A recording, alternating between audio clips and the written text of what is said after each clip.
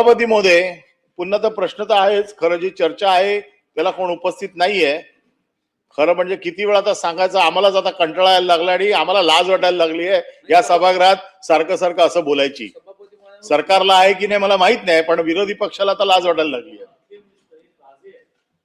आणि काय होतंय की सगळ्या अशा आहेत सभागृहात स्फोटक वातावरणामध्ये नेहमी दादांना पाठवलं जातं. साताऱ्यात सुरू करा आणि पुण्यात संपवा. ते काय आपल्याकडे आपण बाळासाहेबांची माणसं आहे. मारणाऱ्यांची बाजू आपल्याकडे जास्त जोरात असते, मार खाणाऱ्यांची बाजू नसते. मार देणारे आता माझ्या समोर आहेत, मार खाणारे नाही आहेत. प्रश्न असा आहे की अंतिम आठवडा प्रस्ताव आहे. अंतिम आठवडा प्रस्ताव जसं मगाशी म्हटलं, विरोधकांचं एक मोठं शस्त्र असतं, ज्याच्यामध्ये जसं 260चा प्रस्ताव असतो, 260च्या प्रस्तावामध्ये सरकार आपली भूमिका मांडते, महाराष्ट्रात काय सरकार करू इच्छित आहे ते सांगते, आणि वेगवेगळ्या योजनांचा साधारण महाराष्ट्राला विधिमंडळाच्या व्यासपीठावरून महाराष्ट्राला दिशा देत असते. आणि विरोधकांचं काम काय असतं की जे रंजले गांजले, दुखीत पीडित, ज्यांना न्याय हवा असतो, अशा लोकांचा आवाज विरोधी पक्षाच्या माध्यमातून या व्यासपीठावर येत असतो. आज 260चा प्रस्ताव जो आहे हा साधारण त्याच्यासाठीच आहे की जे न्याय मागणारे आहेत, ज्यांना सरकारकडनं न्यायाची अपेक्षा आहे, ज्यांना असं वाटतं की सरकारकडनं काहीतरी मिळवलं पाहिजे, अशा लोकांसाठी 260चा प्रस्ताव आम्ही विरोधी पक्षाचे आमदार मांडत असतो. परंतु आज माझ्यासमोर प्रश्न असा आहे की गृह खात्यावरती चर्चा आपण 259च्या माध्यमातून सुरू करतोय. खरोखर हा प्रश्न मांडायचा की नाही मांडायचा? कारण गृह खातं म्हणजे संरक्षण. आता संरक्षण कोणाला? सर्वसाधारण माणसाला, आमदाराला का मंत्र्याला? आज या सभागृहाने या अधिवेशनात जे काय बघितलं ते हेच बघितलं की मंत्री मार खातायत, मंत्री संरक्षण मागतायत, म्हणजे अक्षरशः टाव फोडल्यासारखे रडतायत की आम्हाला संरक्षण द्या म्हणून. आणि जर या महाराष्ट्रात मंत्री संरक्षण मागणार असेल तर सर्वसाधारण नागरिकाने काय करायचं? सर्वसाधारण नागरिक कोणासाठी येणार? कारण प्रत्येक वेळेला आपण सर्वसाधारण नागरिकाच्या हक्कासाठी भांडत असतो, पण आज इथे प्रश्न निर्माण झालाय की आज पहिला हक्क कोणाचा? तर मंत्र्यांना मारापासून वाचवायचं. पुन्हा मारताय कोण? अतिरेकी मारतायत? नाही. बाहुबली मारतायत? नाही. विरोधी पक्ष मारताय? नाही. मारताय कोण? सरकारच मारताय. एकमेकाच्या जीवावर उठलेत, छातीवर बसून बसून मारतायत, आणि इथे येऊन मंत्री रडतायत संरक्षण द्या, संरक्षण दे, आणि ते सुद्धा तुमच्याचकडे, जे मारणाऱ्यांच्या टीमचे कॅप्टन नाही आहेत. तिकडे बसल्यावरती ते कॅप्टन होऊ शकत नाही, तिकडे बसल्यावरती ते सभापती आहेत. परंतु ऍफिलेशन हा सजा देतात. म्हणूनच म्हटलं की त्यांच्याकडे माझं अंगुली दर्शन नाहीये. परंतु फार वाईट परिस्थिती आहे महाराष्ट्रात, मंत्री मार खात आहेत, आणि त्याच्यामुळे संरक्षण मागायचं कोणाला? तरी देखील एक विरोधी पक्ष म्हणून माझी जबाबदारी आहे, विरोधी पक्षाने हे करायलाच पाहिजे. आणि म्हणून यासाठी गृह खात्याचे जे काही प्रश्न आहेत, सर्वसाधारण नागरिकांना भडणारे प्रश्न आहेत, जे लोकांच्यासाठी अतिशय महत्वाचे प्रश्न आहे आणि एका जनरेशनचा प्रश्न आहे.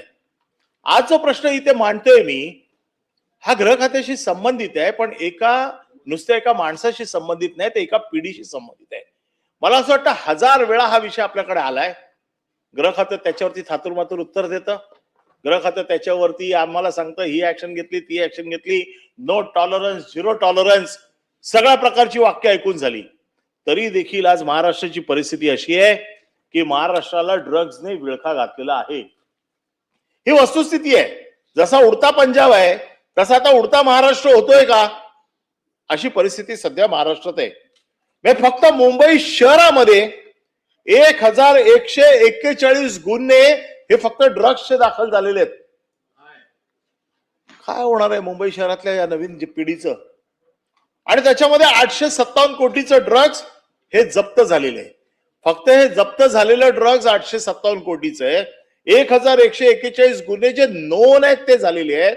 अननोन माहित नाही, अननोन ड्रग्स माहित नाही, बाजारात अजून किती अवेलेबल आहे माहित नाही. पण माझ्या माहितीप्रमाणे मी मुंबई शहरातला एक सर्वसाधारण कार्यकर्ता आहे, रस्त्यावर फिरणारा.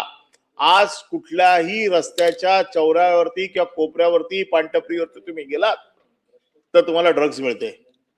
काय करते पोलीस? पोलिसांना काय माहित नाही? पोलिसांच्या बाबतीमध्ये जर म्हणायचं झालं तर मुंबईची पोलीसचा दर्जा हा जगात दुसऱ्या नंबरला लागतो असं मी पूर्वीपासून ऐकतोय. पोलीस दलाशी बरेच वर्ष संबंधित असल्यामुळे पोलिसांची क्षमता मला माहिती आहे. परंतु या पोलिसांना झालंय काय की एक पिढी, मी एक वेळ म्हणीन, घाणेरडा शब्द आहे, रांडांचे जरी तिकडच्या वस्तीवरचे हप्ते खाल्ले तर तुम्हाला जनता माफ करेल, पण ड्रग्सचे तुम्ही जे हप्ते खाताय ना, तुम्हाला नाही देश माफ करणार. एक पिढी नष्ट होते. कित्येक घरामध्ये आई वडील आत्महत्येच्या परिस्थितीत आहेत. तुम्ही आमच्या उपनगरात तुम्ही आलात, जर बँड्रापासून दहिसर पर्यंत गेलात, चांगले चांगले नोकरी करणारे पालक जे बँकांमध्ये जातात, चांगल्या चांगल्या कॉर्पोरेशन मध्ये कामाला जात आहेत, त्यांची मुलं आज ड्रग्सच्या विळख्यात अडकलेली आहेत. तुम्ही विचार करा, एका सुसंस्कृत घरातल्या आई बापाची मुलं ज्या वेळेला ड्रग्सच्या विळख्यात अडकली जातात, मध्यमवर्गीयांची मुलं जेव्हा अडकली जातात, त्यावेळेला त्याच्या पालकावरती काय परिस्थिती निर्माण होईल. चोरी केली ते एकाला शिक्षा देता येईल, बाकी कुठल्याही गुन्ह्यामध्ये शिक्षा देऊन, परंतु हे पिढी उद्ध्वस्त करण्याचं काम जे होते, याला उत्तर काय आहे हे सरकार अजून देत नाहीये. प्रत्येक वेळेला सांगते आम्ही हे कायदे करू, ते कायदे करू, आम्ही पण मान्य करतो, पण ह्याचं उत्तर कोण शेवटी देणार? हे थांबवणार की नाही? ड्रग्सचे कारखाने आजकाल MIDC मध्ये, तुम्ही कुठल्या MIDC मध्ये घ्याल, बंद कारखान्यांमध्ये ड्रग्स तयार केलं जाते. पूर्वी परदेशात हे सगळं यायचं, आता हे परदेशात यायची गरज नाही. परंतु MIDC वाले तरी कशाला तपासायला जात आहेत? त्यांची पाकिटं त्यांच्या ऑफिसमध्ये मिळत आहेत. आणि मग ज्या वेळेला त्यांच्या ऑफिसमध्ये जेव्हा पाकिटं मिळतात तर त्यांना ड्रग्स शोधण्याची काही गरज नाहीये. आणि हे ड्रग्स, गुटखा, तंबाखू याचं जे काही जाळं किंवा याचं जे काही पीक या महाराष्ट्रात आलेलं आहे, याचं सरकार काय उत्तर देणार आहे? दादा, ललित पाटील तर तुमच्या पुण्याचंच क्रिएशन आहे. असे कित्येक ललित पाटील या महाराष्ट्रात फिरतायत. आता तर ललित पाटील गल्ली गल्लीत झालेत. आता हे असे ललित पाटील आपण किती पोषणार? पुन्हा ह्यांना आश्रय कोण देते? यांचे पैसे कुठपर्यंत पोचतायत? याचं ग्रह खातं कधीतरी तपास करणार आहे की नाही? त्यांना आशीर्वाद देणारे कोण आहेत? त्यांची नावं येतात मग मध्ये मध्ये, आणि मग अशी नावं बाहेर आली की मग राजकारण सुरू होतं. अरे ह्या प्रकरणात तर किमान राजकारण करू नका. या प्रकरणात तर सगळे आपण एकत्र राहू, विरोधक आणि सत्ताधारी मिळून या प्रकरणाचा कधीतरी फैसला करू, कारण हे करणं फार गरजेचं आहे. कारण ड्रग्स हा अशा पद्धतीने, इतका वाईट पद्धतीने गेलाय की आता राज्याचा जो काही रिपोर्ट आलेला आहे त्याच्यामध्ये 13,954 गुन्हे आणि 10,686 लोकांना अटक झालेली आहे. हे अटक करणारे कोण आहे? हे पेडलर आहेत, हे देणारे लोक आहेत, हे छोटे छोटे लोक तुम्ही पकडताय. अरे मोठे मासे पकडा ना ललित पाटील सारखे. केमिकल, मी त्या दिवशी एका विषयात बोललो होतो की याचा जो केमिस्ट असतो, जो बनवणारा असतो, जो, कारण आता पूर्वीसारखं ड्रग्स, अफू, गांजा, चरस हा काय बाहेर नाही येत नाही. आता केमिकल मिक्स करूनच ड्रग बनवतात. तर त्याचं प्रमाण किती असायला काय पाहिजे, कसं असायला पाहिजे, हे आता जे बनवणारे लोक आहेत, या लोकांना तर कधीतरी पकडा. मी त्या दिवशी माहिती विचारली पटलावरती, अजूनपर्यंत ती माहिती मिळालेली नाहीये. परंतु ज्या पद्धतीने हे ड्रग्स ज्या पद्धतीने पसरतंय, मी या राज्याच्या मुख्यमंत्र्यांना आणि गृहमंत्र्यांना हे आवाहन करतोय की याच्यामध्ये कुठल्याही प्रकारची कोणाची दया माया काही ठेवू नका. सरकार एक वेळ पडलं तरी चालेल, पण याच्यामध्ये जर कोण दोषी असेल तर त्याला सोडू नका. कारण बऱ्याच वेळेला काय होतं, सरकारच्याच मधल्या लोकांची नावं याच्यामध्ये बाहेर येतात. आता ललित पाटील मध्ये कोणाची नावं बाहेर आली? वेगवेगळ्या प्रकरणात वेगवेगळ्या लोकांची नावं येतात आणि सर्वसाधारणपणे सत्ताधारी असलेल्या लोकांचं नाव आलं की त्याला जास्त प्रसिद्धी मिळते. परंतु अशा लोकांना चिरडून काढणं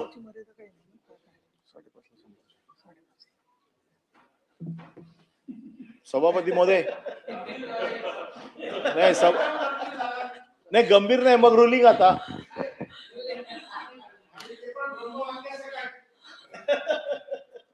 असं आहे ना, कशाला मला आता तुम्ही एक सांगता लवकर संपवा. नाही लवकर संपवा नाही. आता माझं काल मी एक म्हणजे रिमोल पिटिशन दिलेलं आहे, त्याच्या बाबतीत अजून काही निर्णय दिलेला नाहीये. आणि सर्वसाधारण संकेताप्रमाणे कौल शब्दर ही जर पुस्तकं बाहेर आली आणि आताच बिर्लांवरती ज्या वेळेला अविश्वासाचा प्रस्ताव दाखल झाला त्यावेळेला ते खुर्चीवर बसले नव्हते. हा संकेत असतो, हा नीतिमत्ता असते. आणि अशा संकेताचं पालन या सभागृहात होणार की नाही याचं रुलिंग मला पाहिजे. आता त्याच आल्यामुळे ते रुलिंग मी मागू शकत नाही त्यांच्याकडे. नॉट बिफोर मी पण आज अधिवेशनाचा शेवटचा दिवस आहे. आपल्या सगळ्यांच्या माहितीनुसार तो अविश्वास प्रस्ताव आपण दाखल केलेला आहे, पण त्याच्यावरती माननीय सभापतीने काही रुलिंग दिलेलं नाहीये. शेवटचा दिवस आहे. पण मला काय वाटतं, तुमच्या समोर जे अतिप्रचंड, महाप्रचंड, नितांत प्रचंड जे प्रश्न आहेत त्याच्यामधला फक्त एकमेव प्रश्न माझ्यावरचा अविश्वास ठराव आहे का काय, असं महाराष्ट्राला वाटू नये या दृष्टिकोनातून तुम्ही मांडा. आपण सभापतींना निरोप देऊ या संदर्भात आणि आपलं काम चालू ठेवू. एक संरक्षक कार्यकर्ता आहे. भारतीय घटनेचं ज्या वेळेला पायमल्ली होती त्यावेळेला एक कार्यकर्ता म्हणून माझी जबाबदारी आहे की त्याचं संरक्षण करण्यासाठी उभं राहणं. आता तुम्हाला जर वाटत असेल की तो प्रश्न गौण आहे तर त्याला मी काय करू शकत नाही. बेनिफिट ऑफ डाऊट नाही. मी कार्यकर्ता आहे, कार्यकर्त्याचं काम आहे. एखादा अन्याय झाला किंवा एखादा संरक्षण करायचं असेल तर कार्यकर्त्याला रस्त्यावरती उतरावंच लागतं, लढाईला उतरावंच लागतं. आणि माझं आयुष्यात लढण्यामध्ये गेलेलं आहे. त्यामुळे हा प्रश्न माझ्या समोर आहे. सभापतींनी निर्णय द्यावा, माझं काय म्हणणं नाहीये. शिकवलंच आहे आपल्याला. ते बाळासाहेबांनी शिकवलेल्या गोष्टी होत नाही हा तर माझा प्रश्न आहे. नाही, ज्यांना लागू होतं त्यांना लागू होतं, ज्यांना लागू होत नाही त्यांना मी काय बोलू शकत नाही. मुद्द्यावर बोला झाला. नाही मुद्द्यावर म्हणजे त्या पिटिशनच्या मुद्द्यावर अंतिम आठवडा. मी तर नॉट बिफोर मी सांगितलेलं आहे. तुम्ही इंग्लिश चांगलं जाणता, अशा वेळेला या अविश्वास सरावावरती मी काही बोलणं, भाष्य करणं माझ्याकडून चूक होणार नाही कधीच, असं मला म्हणजे माझी अपेक्षा आहे. स्वतः प्रत्येक गोष्ट नीट समजून घ्यावी लागते. बरं महोदय, आता माझी विनंती आहे, 1.5 तास शेवटचा राहिलेला आहे.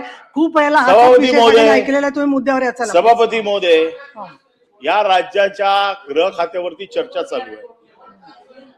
गृह खात्यावरती चर्चा चालू आहे. गृह खात्यावरती ज्या वेळेला चर्चा चालू आहे, मी हेच सांगतोय की ड्रग्सचा विषय या राज्यात इतका प्रचंड झालेला आहे, दारूचा विषय या राज्यात इतका प्रचंड झालेला आहे, गुटख्याचा विषय या राज्यात प्रचंड झालेला आहे. हे सगळे कायदे आपण बनवलेले आहेत, पण हे सगळे कायदे पायदळीत उडवण्यासाठी बनवलेले आहेत. आणि त्यामुळे असे जर कायदे पायदळीत उडवण्यासाठी बनवलेले असतील तर याची जबाबदारी कोण घेणार, हा सगळ्यात महत्वाचा प्रश्न आहे. याच प्रश्नाबरोबर दुसरा प्रश्न जो उभा राहतो तो महिला अत्याचाराचा.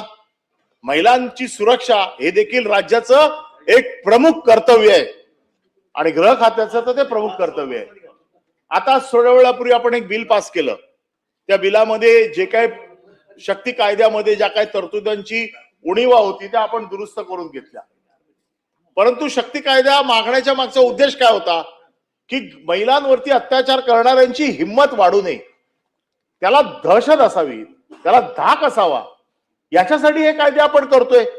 पण एवढे सगळं करून देखील ज्या पद्धतीचे हे आकडे आपण बघतोय की या राज्यामध्ये 2024 मध्ये 14,785 महिला बेपत्ता झालेल्या आहेत. 2025 मध्ये 11,706. आता शासन म्हणेल त्याच्यात घट झाली, त्याच्यामध्ये आकडा कमी आला. अरे पण ज्या वेळेला एवढ्या मोठ्या प्रमाणात महिला गायब होतात, आम्हाला माहिती आहे की याच्यामध्ये बऱ्याचशा आकडा असा पण असू शकतो जे स्वेच्छेने गेलेले आहेत, पळून गेलेले आहेत. परंतु काहीतरी आपल्याला कळलं पाहिजे. परंतु ज्या खरोखर एक महिला जरी अत्याचाराला बळी पडली असेल तरी देखील ती आपली जबाबदारी आहे की त्या महिलेला संरक्षण देणं. आणि म्हणून हा जो कायदा आज आला त्याच्यामुळे तो शक्ती कायद्यावर मी काही बोलणार नाही. पण ज्या पद्धतीने आज महिलांची सुरक्षितता, आजही माझं म्हणणं असं बिलकुल नाहीये की आपल्याकडे फारच धिंदवडे महिलांच्या बाबतीमध्ये निघालेत. आजही महिला आपल्या इकडे सुरक्षित बऱ्या पद्धतीने आहेत. परंतु बदलापूरमध्ये काय झालंय असं या बदलापूरमध्ये वारंवार ज्या पद्धतीने लैंगिक अत्याचार लहान मुलींवरती होत आहेत आणि त्याच्या बाबतीमध्ये शासन जेवढं पाहिजे तेवढं गंभीर दिसत नाहीये. म्हणजे ज्या नगरसेवकाने त्या अक्षय शिंदेला मदत केली त्याला स्वीकृत नगरसेवक केला. एवढे मोठे मोठे होर्डिंग कशासाठी त्याला? म्हणजे दादा तुमच्यासारखा कार्यकर्ता ज्याने नेहमी पार्टी विथ डिफरन्स आम्ही काय बोलायचं हे लिहून असा ज्या पार्टीचं पटकन नाव आम्ही घेत होतो, ज्या पार्टी बरोबर आम्ही खरोखर काम केलं होतं, ज्यांच्या विचारांशी ज्यांच्या धोरणांशी एकमत होऊन आम्ही काम करत होतो, ती धोरणं आज आहेत का? मला तुम्ही सांगा, त्यावेळेला जर असलं असतं तसं तर दिलं असतं आपण नगरसेवक पद? आता दिलं तरी दादा तुम्ही काय करू शकत नाही, कारण तुमच्यासारखा कार्यकर्ता हतबल झालेला आहे. आज तुमचा आवाज दबलेला आहे, तुम्ही बोलू शकत नाहीये.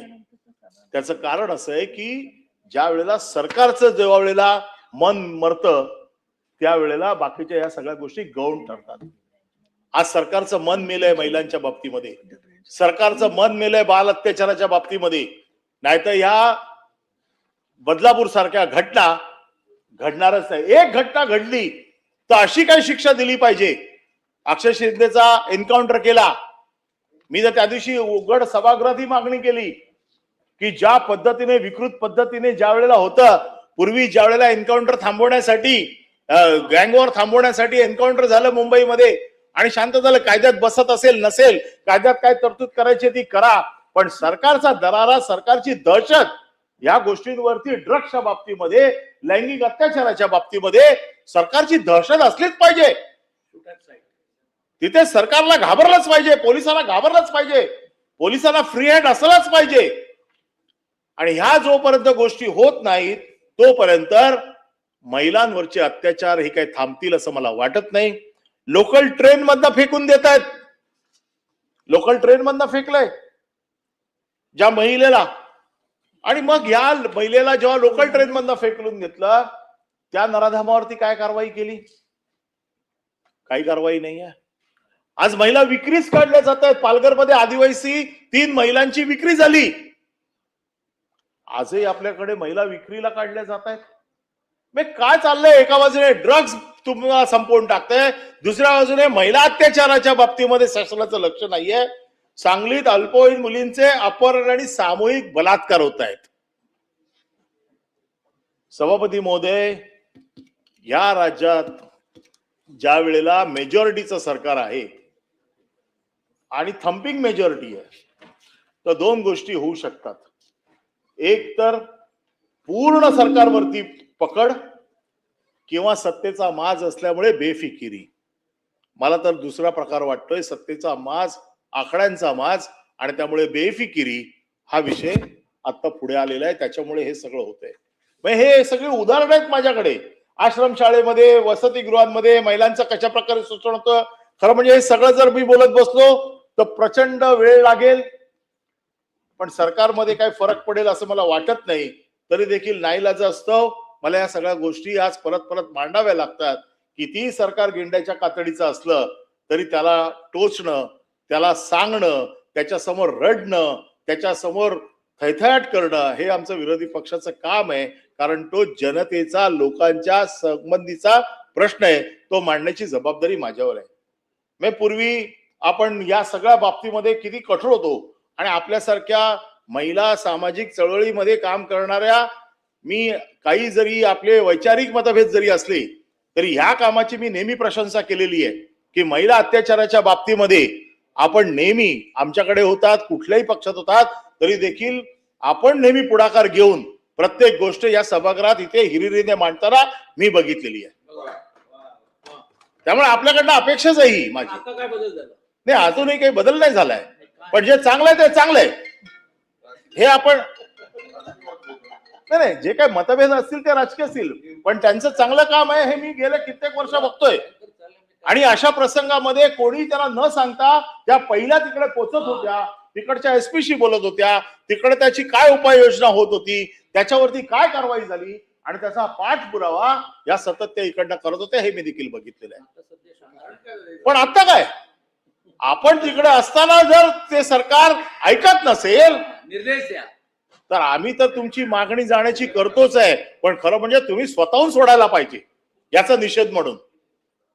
ही खुर्ची सोडायला पाहिजे की जी खुर्ची माझ्या कामाच्या मध्ये व्यत्यय आणते. ज्या खुर्चीच्या मुळे तुम्हाला अडचण झाली आहे हे काम करायला, करता येईल. जो तुमचा पिंड आहे,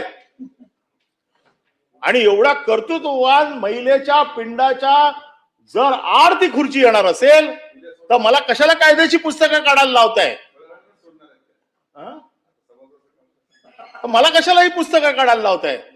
खरं म्हणजे तुमच्यासारख्या महिलेकडनं आमची अपेक्षा नाही. आम्ही तुम्हाला फार चांगलं ओळखतो आणि बघितलेलं आहे, त्याच्यामुळे तुमच्याकडनं ही अपेक्षा आहे. कारण अवैध गर्भलिंग निदान, गरोदर मातांचे मृत्यू हे सगळे विषय आहेत, आणि हे तुमचे विषय आहेत ज्या विषयासाठी तुम्हाला महाराष्ट्रात नाही, देशात नाही, अमेरिकेत देखील आपली दखल घेतली जाते आपल्या संस्थेची. त्याच्यामुळे आपण याची खरोखर काळजी घ्याल, आणि जर सरकार ऐकत नसेल तर नैतिकता आपण दाखवाल. कायदेशीर काय नैतिकता असेल ती तर ठीक आहे, पण आपल्याकडे हा प्रश्न येतो आणि आपण त्याच्यामध्ये गंभीरपणे दखल घ्याल असा मला विश्वास वाटतो. तिसरा मुद्दा गृहच्या बाबतीमध्ये हा जो झालेला आहे तो डिजिटल फ्रॉड आणि डिजिटल अरेस्ट. आजकाल डिजिटल फ्रॉड तर सहज होत आहेत, आणि कोणाला जर जमत नसेल तर सन्माननीय सदस्य निरंजन डावकरे यांची कार्यशाळा आहे. मास्टर आहे मास्टर. Digital fraud. हा, मास्टर आहे मास्टर. जर काय चुकत असेल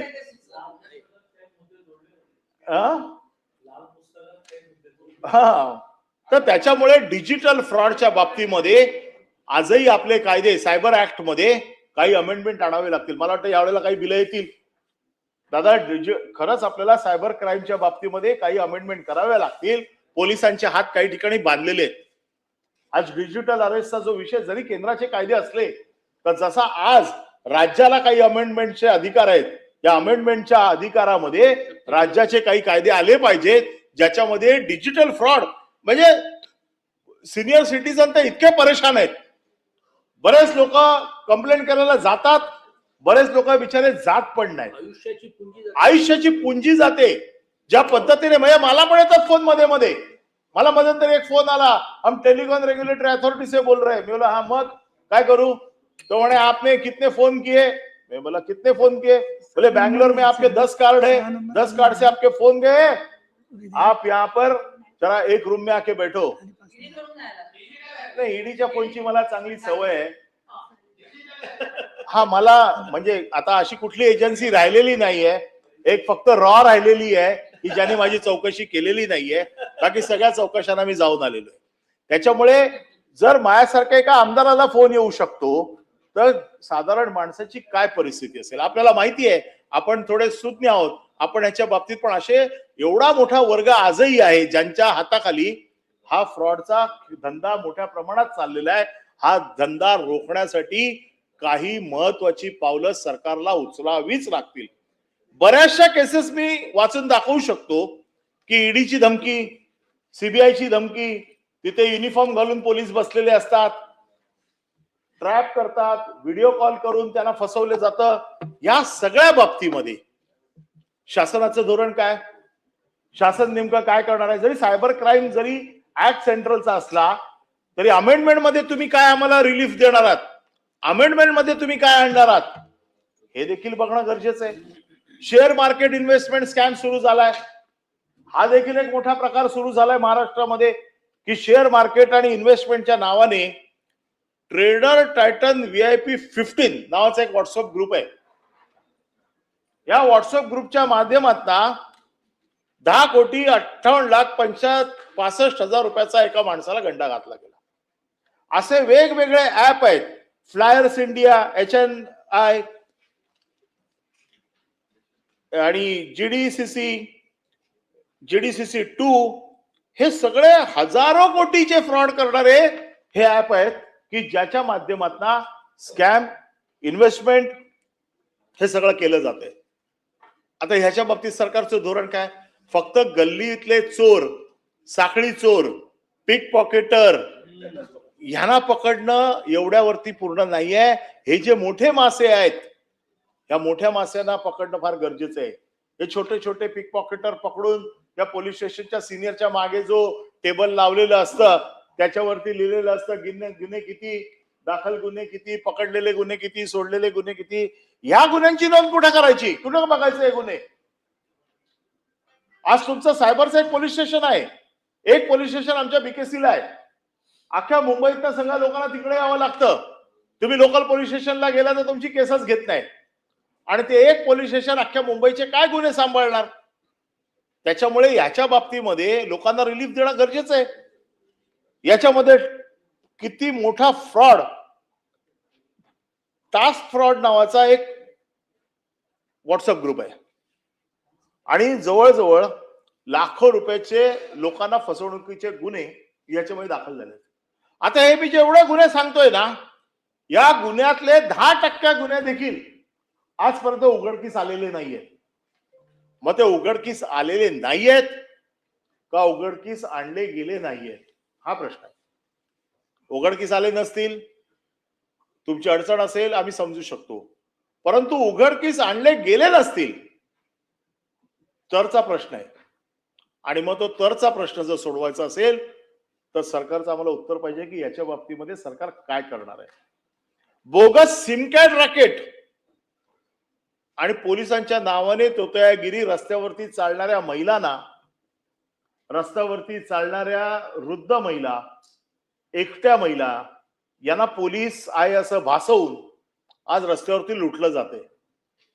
आज प्रत्येक पोलीस स्टेशनला किमान 10 केसेस तरी अशा रजिस्टर असतील की रस्त्यावरनं जाणाऱ्या. आता आमच्या इकडे आज आम्ही बघितलं की रस्त्यावरती बोर्ड लावलेत की तोतया पोलिसांपासून सावधान, तोतया पोलिसांपासून सावधान.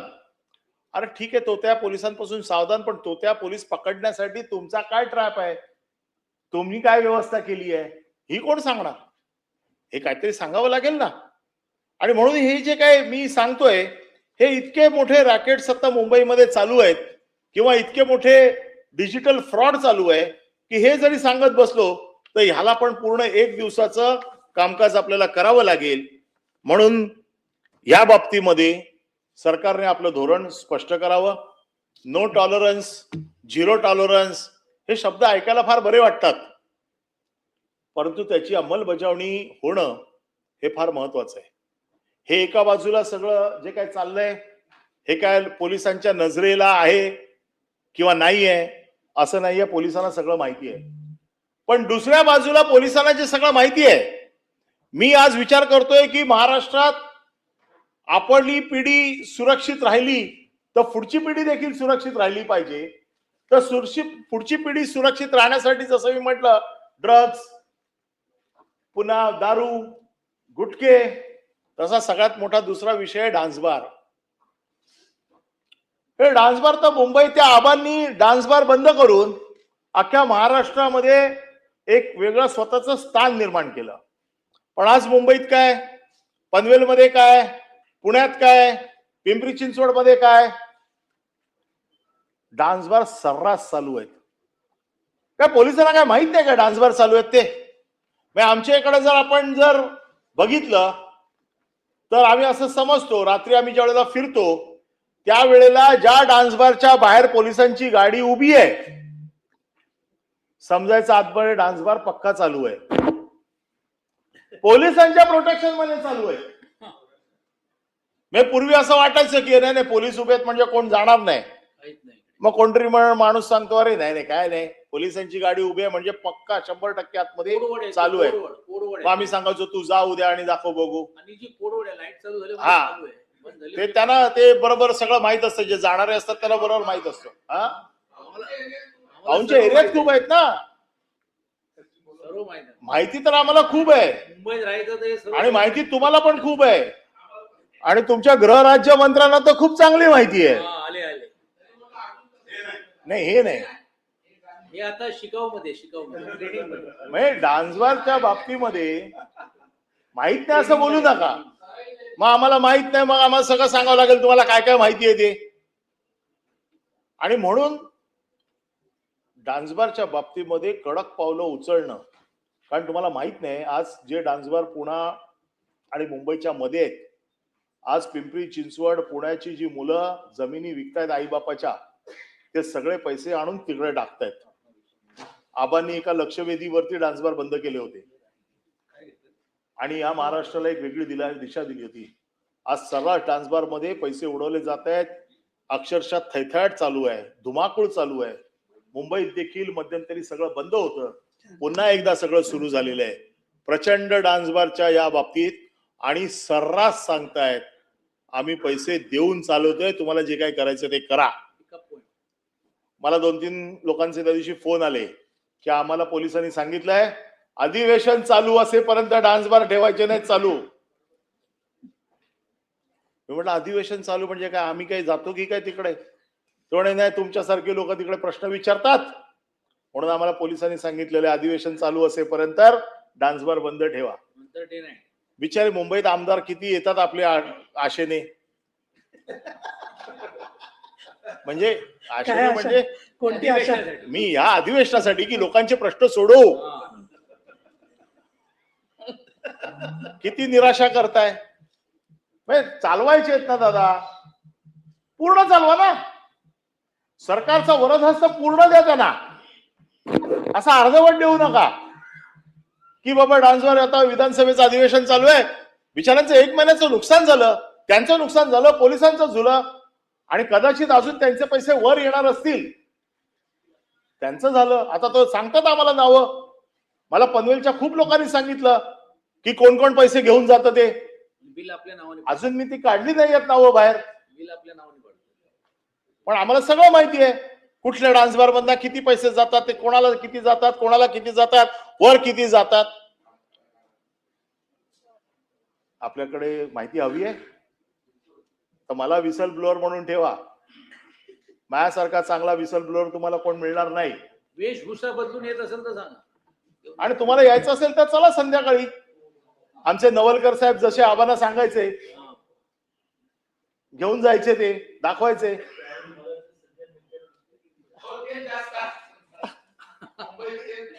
तर त्यामुळे हा एक जो विषय आहे हा गंभीर विषय आहे.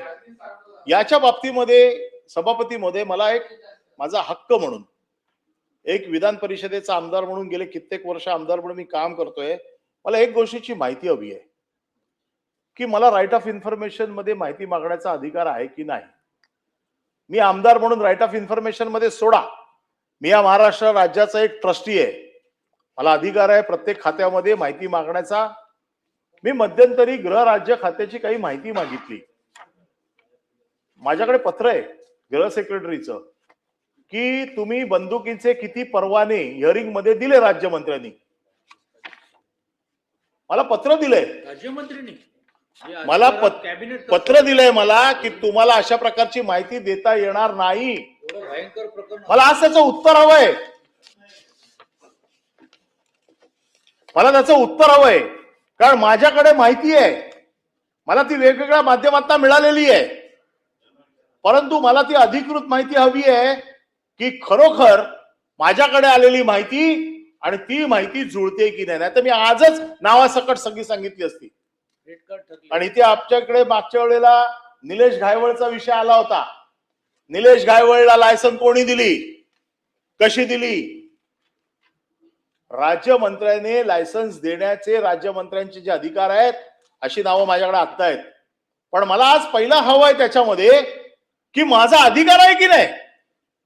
मी राज्य मंत्र्याने एखादी हिअरिंग घेतली तर ती कोणाची हिअरिंग घेतली, मी त्या माणसाची पूर्ण पार्श्वभूमी तपासेन ना, मला तपासण्याचा अधिकार आहे ना. जशी निलेश घायवळची पार्श्वभूमी कोणीतरी तपासली आणि ते प्रकरण बाहेर आलं, अशी माझ्याकडे नावं आहेत. आज तर सप्त आहे, मला आज माहिती मिळाली, मी 2 दिवसात पत्रकार परिषद घेऊन बाहेर सांगेन. कारण उद्यापासून रस्ता माझा मायबाप आहे. आजपर्यंत आपण माझे मायबाप आहात, उद्यापासून रस्ता आणि पत्रकार माझे मायबाप आहेत, त्यांच्याकडे जावं लागेल. पण दादा तुम्ही सांगा, आपण देखील या सभागृहामध्ये इतके वर्ष आहात, मला एखादी गोष्ट मागितली माहिती तर देण्याचा अधिकार आहे की नाही, द्यायला पाहिजे की नाही. मला गृह सेक्रेटरी म्हणतात की तुम्हाला देता येणार नाही, कॉन्फिडेन्शियल माहिती आहे. अशी काय कॉन्फिडेन्शियल माहिती आहे? तुम्ही दिलेली लायसन मी बघतोय कोणाकोणाला दिली आहेत ती, आणि ती जर तुम्ही मला दिली नाहीत, मला आव्हान द्यावं लागेल, नावांसकट देऊ. पण ज्या वेळेला असे प्रकरण आम्ही ज्या वेळेला आणतो, अशी प्रकरण आम्ही मागतो, मी आज मुद्दामून ती नावं जाहीर करत नाहीयेत. त्याचं कारण असं आहे की मला सरकारकडनं समजून घ्यायचंय माझा अधिकार काय. हे गृह खात्याचा जो काही विषय तो पूर्ण दिवस जरी बोललो तरी मला एक गोष्ट माहिती आहे, आम्ही प्रस्ताव सुरू करायच्या अगोदर शासनाचं उत्तर तयार आहे. शासनाने उत्तर तयार करून ठेवलंय. जसा प्रस्ताव मांडायचा असतात 260चे ते बिचारे खालून पाठवतात, प्रवीण दरेकरांना दरवेळेला सांगतात, आम्ही आपले इथे ओरडतो, तिथे येऊन उत्तरं त्यांची ठरलेली आहेत ती देतात आणि प्रक्रिया पूर्ण करतात. हे अधिवेशन आता न्यायासाठी राहिलेलं नाहीये, हे अधिवेशन प्रक्रिया पूर्ण करण्यासाठी झालंय. इथे फक्त प्रोसिजरल करा आणि घरी जा. दादा तुमच्या मनाला तरी पटतंय का सांगा. हे आपण देखील विरोधी पक्षामध्ये खूप वेळा काम केलेलं आहे. त्यावेळेचे सरकारी पक्ष होते, किती काही जरी झालं तरी आपल्या प्रश्नांना न्याय मिळत होता, काहीतरी उत्तर मिळत होतं. आणि आम्ही असंही म्हणतो की आम्ही जर चुकीचं बोलत असू, आम्ही जर खोटं बोलत असू तर आमच्यावरती तुम्ही कारवाई करा, आणि जर आम्ही चुकीचं सांगत असू तर आम्हाला तुम्ही त्या बाबतीमध्ये सरळ सरळ नोटीस द्या की तुमचं म्हणणं सगळं चुकीचं आहे की आमचं म्हणणं फेटाळून द्या. आता गेले काही दिवस नाशिकच्या बाबाचा जो काय घोळ चालू आहे किंवा जे काय चालू आहे, खरात फाईल, आता ह्या फाईलच्या बाबतीमध्ये आम्ही अपेक्षा करत होतो की मुख्यमंत्र्यांनी येऊन या सभागृहात निवेदन करावं, जसं खाली केलं. मुख्यमंत्र्यांचा उद्देश आम्ही बघितला, फार तडफेने त्यांनी ही कारवाई केलेली आहे. पण जसं सांगितलं की त्या बाबाला पाणी आम्ही दिलं, हो दिलं ना, मंत्रिमंडळाच्या उपसमितीने पाणी दिलं. पण ह्या बाबाच्या देवळासाठी कुठल्या कुठल्या लोकांनी पैसे दिले त्याची माहिती पण येऊ देत. कोण कोण लोक आहेत, कोण मंत्री आहेत, कोण आपले आमदार खासदार आहेत की ज्यांनी त्या देवळाला डोनेशन दिला. मी कदाचित त्या डोनेशन देणाऱ्याला दोषी धरणार पण नाही, त्याला माहित पण नसेल. पण आरोप म्हणून जेव्हा आमच्यावर आरोप करताय की तुम्ही पाणी दिलं ना पाणी, मग देवळाला डोनेशन देणाऱ्याला काय तुम्ही सजा देणार आहे? मंत्र्यांनी दिलं 1.5 कोटी रुपये, त्याला नाकारू तर देत, मग आपण नावं सांगू. आम्ही तर मान्य करतो आणि चौकशी करा, कोणाच्या सांगण्यावरनं दिलं, कसं दिलं, उपसमिती कोणाची होती, कोणी त्याच्यावरती दबाव लावला पाणी देण्यासाठी, आता ते सगळे लोक कुठे आहेत, ह्या सगळ्या गोष्टींचा खुलासा झाला पाहिजे. त्याचे सगळे FIR माझ्याकडे आहेत. आतापर्यंत 5 FIR झाले, या 5ही FIRच्या कॉपीज माझ्याकडे आहेत. परंतु आता प्रकरण पोलीस तपासाखाली आहे, रिमांड चालू आहेत त्यांचे, SIT कडे रिमांड, आता त्यांचा रिमांड चालू आहे. 1500 कोटी रुपये काय माहिती तो माणूस जगतोय का मरतोय माहित नाही, मारला जातोय की काय, त्याच्या बाबतीत बऱ्याचशा बातम्या येत आहेत. पण एवढे सगळे हे येईपर्यंत फार काय याच्या बाबतीत मी बोलणार नाही एवढ्यासाठी, कारण तो विषय आज तपासाखाली आहे. आमची अपेक्षा होती की मुख्यमंत्री येतील, याच्या बाबतीत खाली जसं निवेदन केलं तसं करतील, परंतु तसं काय झालेलं नाहीये. आले आले आपण याच्यामध्ये उशिरा आले.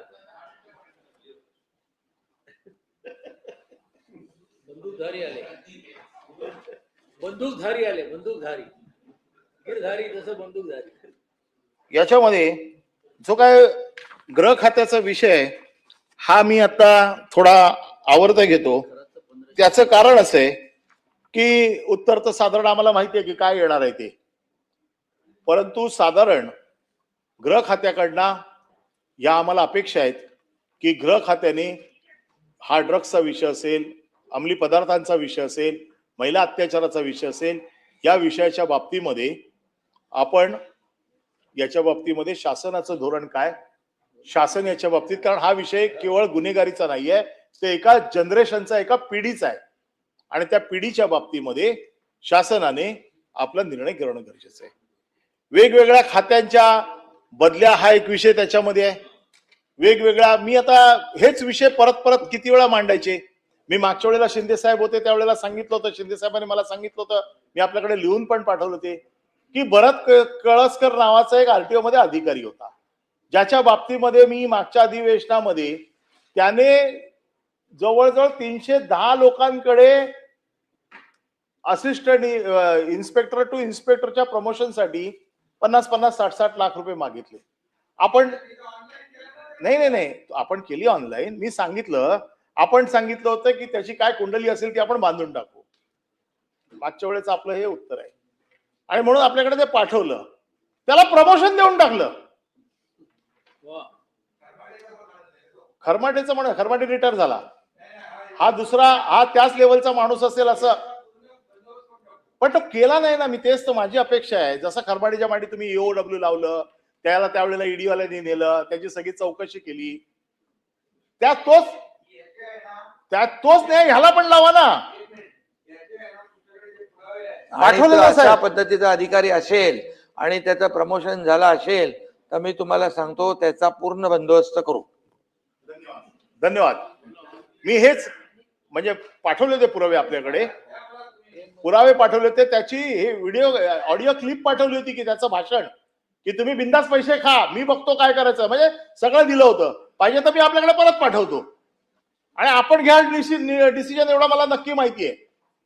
आणि मागच्या वेळेला मी हे प्रताप सरनाईकांना सांगितलं होतं की म्हटलं तुमच्यावरती माझा बिलकुल आरोप नाहीये, मंत्री म्हणून त्यांच्यावरती माझा बिलकुल आरोप नव्हता, पण माझं हेच म्हणणं होतं की एवढं सगळं तुम्हाला दाखवून दिल्याच्या नंतर आपण त्याला प्रोटेक्शन करत असाल आणि त्याला जर प्रमोशन देत असाल तर नाईलाज असतो, माझं बोट तुमच्याकडे जातंय.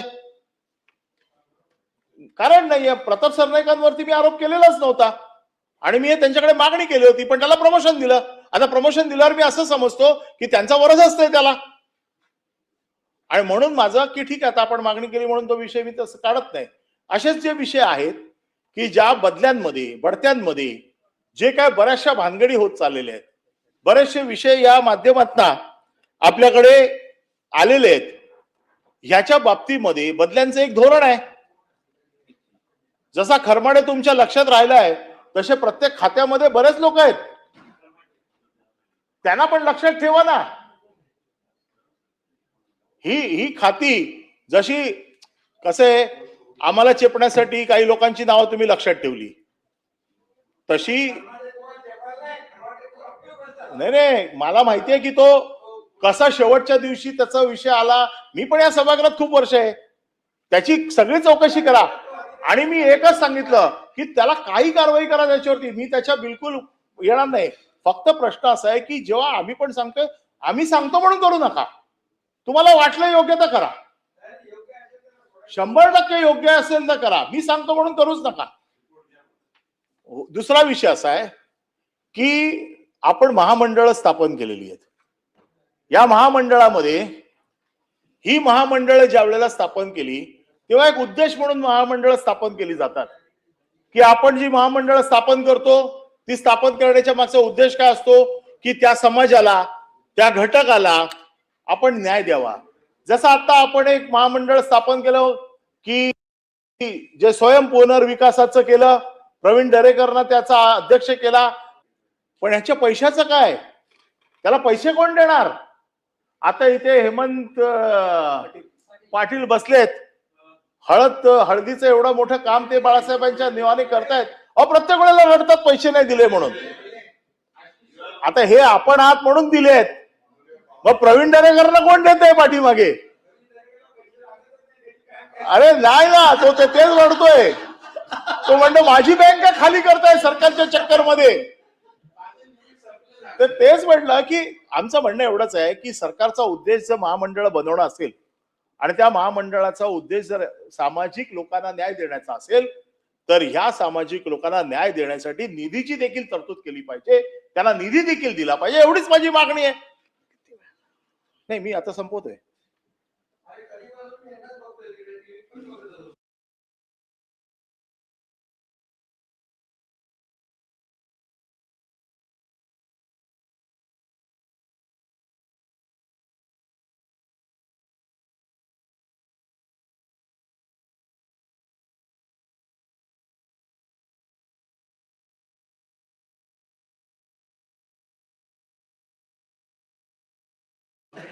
काय मध्ये मध्ये मध्ये बाई मला सांगतात सर मी आता काही आपण बोलले. आलात आपल्याला आपलं उत्तर ऐकायचंय. त्यामुळे तुम्ही म्हणूनच उद्या- माझं या. मत असं आहे, मी आता संपवतो माझा विषय. माझा विषय हाच आहे की 259च्या प्रस्तावामध्ये आम्ही विरोधी पक्ष म्हणून जी काय बाजू मांडतो किंवा विरोधी पक्ष म्हणून जे काय मुद्दे मांडतो, आता गेल्या 4 अधिवेशन, हे 5वं अधिवेशन आहे. या 5 अधिवेशनामध्ये विरोधी पक्षाने वेगवेगळ्या मागण्या केल्या, विरोधी पक्षाने केल्या, सरकारी पक्षाने केल्या. आणि ह्याच्या बाबतीमध्ये सरकारने बऱ्याच वेळेला, म्हणजे मग उपमुख्यमंत्री शिंदे साहेब असतील, मुख्यमंत्री देवेंद्र फडणवीस असतील, त्यावेळेला अजितदादा होते, या वेळेला त्या घटनांची चौकशी करण्यासाठी SIT स्थापन केले आपण.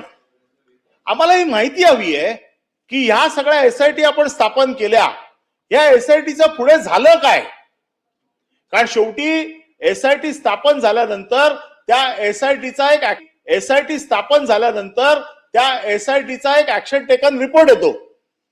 हा ऍक्शन टेकन रिपोर्ट अजून मी तरी गेल्या 5 अधिवेशनामध्ये कुठल्याही SITचा ऍक्शन टेकन रिपोर्ट बघितलेला की आपण आतापर्यंत जे काय या सगळ्या विधिमंडळात जे काय चर्चा झाल्या, ज्याच्यात आपल्याला वाटलं सरकारला की याच्यामध्ये चौकशी होणं गरजेचं आहे, याच्यात कारवाई होणं गरजेचं आहे, ज्याच्यात आपण SIT तयार केलेली आहे, या SIT किती झाल्या, त्या SITचे ऍक्शन टेकन रिपोर्ट काय आहेत, ते कृपया आपण संपवतोय मी. आपलं असं बोलणं झालं होतं की 5:30 पर्यंत कामकाज संपवायचं आहे.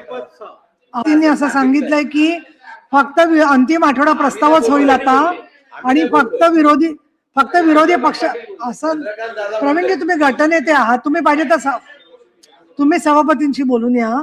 त्यांनी जे आम्हाला इथून सांगितलं सगळ्यांना की फक्त विरोधी पक्षाचे सभासद बोलतील, त्याच्यानंतर समजा विधानसभा चालू असेल. दरेकर साहेब आपण किती शिस्तप्रिय सभासद आहात, किती अभ्यासू बोलता. असं शेवटच्या क्षणामध्ये असं नसतं करायचं. माननीय सभापती साहेबांनी जे निर्देश दिले ते मी सांगते तुम्हाला. माझी बरं त्यांचं पूर्ण तर होऊ द्या. हे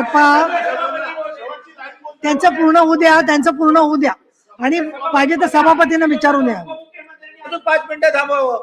पाठवून दिलं त्यांना. माझी शेवटची मागणी अशी आहे की गेल्या 5 अधिवेशनामध्ये, साताऱ्याचा विषय मांडायचा. हे पाचवं अधिवेशन आहे, ज्या 5व्या अधिवेशनामध्ये एक फक्त शेवटचा विषय आहे, जो विषय अरे हे बाजूला नाही सातारा. एकच मिनिट,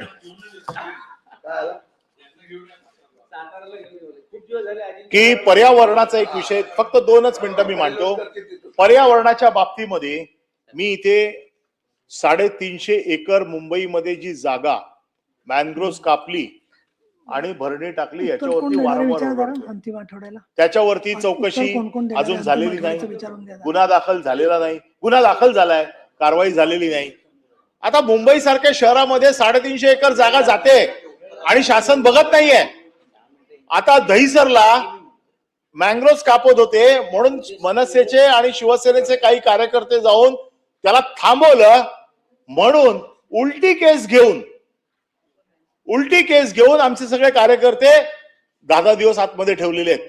आजही ते कार्यकर्ते आतमध्ये आहेत. काय गुन्हा आहे? जयस्वाल नावाचा एक बिल्डर आहे, जवळजवळ त्याने 13 मोठ्या रूम बांधून टाकल्या मॅंग्रोव्ह कापून कांदिवलीला. आम्ही काय करणार? म्हणजे पर्यावरणाचा ऱ्हास होतो हे आम्ही बघायचं नाही. आणि जर त्याच्यामध्ये अडवायला गेलो तर अडवायला जो जातो त्या अडवायला जाणाऱ्या माणसालाच आपण आतमध्ये टाकून देत आहे. त्यामुळे मला असं वाटतं की हे जे सगळं जे काही चाललंय हे सगळं अतिशय वाईट पद्धतीने चाललंय आणि त्याच्यामुळे आपण त्याच्या बाबतीत लक्ष घालणं. मुंबईची जमीन, महत्वाची जमीन लोक येऊन बाहेरचे खातायत. पर्यावरण, कांदळ वन वाचवण्यासाठी आपण दिवस रात्र प्रयत्न करतायत आणि अशा ठिकाणी आपण कुठली कारवाई करत नाही. अमरावतीमध्ये एक जमीन घोटाळा झालेला आहे. इकॉनॉमिकल विकर सेक्शन साठी जवळजवळ हा जो आरक्षित जागा होती याची म्हणजे इकॉनॉमिकल विकर सेक्शन साठी आरक्षण असलेली जागा ही कमर्शियलला विकून टाकली. आणि अशोक राठी आणि सौरभ पनपालिया हे त्याच्यामधले 2 बडनेरामधले लोक आहेत ज्यांनी या जागा विकून टाकल्या. आता यांची काही चौकशी होणार आहे की नाही? दिवसा ढवळ्या रिझर्वेशन मधल्या जागा विकून टाकायच्या, जागा गडप करून टाकायच्या, हे जे सगळं चालू आहे आणि मग अशा गरिबांसाठी असलेलं रिझर्वेशन, अशा गरिबांसाठी असलेल्या जागा आपण काढून घेणार आणि विरोधी पक्षाने काय बोलायचंच नाही. हे सगळे विषय मला 100% माहिती आहे. याची उत्तरं काय आता येणार नाहीत. उत्तरं तयार आहेत. फक्त चौकशी करू, बघू.